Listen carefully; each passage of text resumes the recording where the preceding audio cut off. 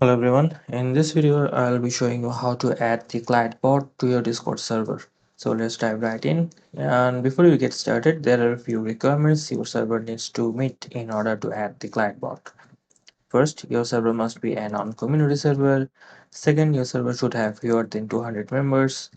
And lastly, your server needs to fall within the current Clyde rollout range, which is about 10% of servers, especially if you are creating a new one.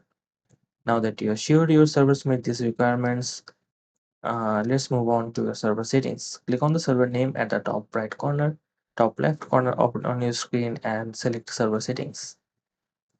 And once in the server settings, look for the client tab in the sidebar and click on it.